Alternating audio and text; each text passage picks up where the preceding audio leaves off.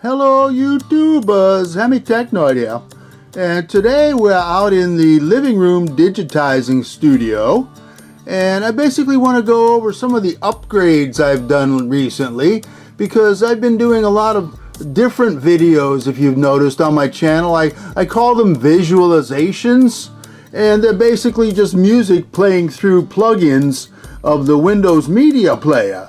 Okay, and interesting to watch. I'm trying to keep them short, not too long, because, after a while they could get boring, I guess. But what I'm trying to spice them up with is different music from the YouTube library.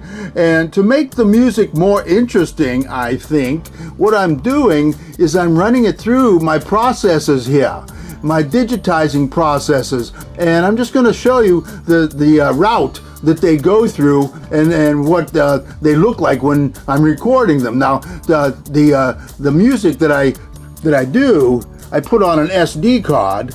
I load the YouTube music onto an SD card, and then I put that in MP3 player, and I play the MP3 player through the digitizing rack here, and then I ultimately record it on the DA3000 in 24-bit.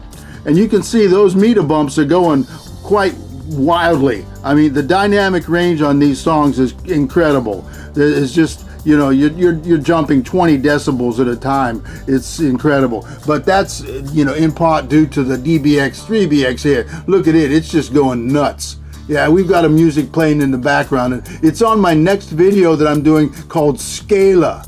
Okay, so keep a lookout for Scalar.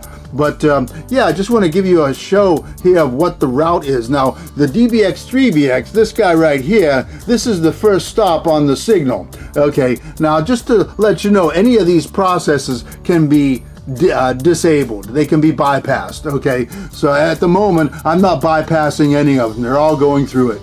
So yeah, so the first stop is the DBX3BX. And it gets its processing, it's getting expanded right now. You can see expansion and impact, and the little light says expand. So we're getting some expansion on this song.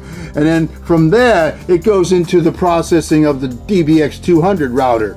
And first stop, bypass, or I'm sorry, step one is the Carver C9.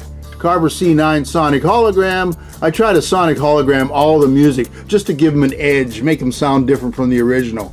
And then number two, we've got going through the bass enhancer. That's this guy right here. Okay, the DBX 120X DS. And I've got the 50 hertz turned off. I just want to have the 40, the 34, and the 28. The really super low bass. Super duper low bass. Yeah, so your subwoofer can have some stress. Let's stress it out, make it work a little bit. So anyway, yeah, and then step number three, I've got it going through the Alesis 3630, which I'm basically using as a volume control. I'm using it to keep everything under control, so when it gets finally back to the DA3000, it isn't peaking out crazily. I don't want it to peak out, I just want it to have some serious peaks.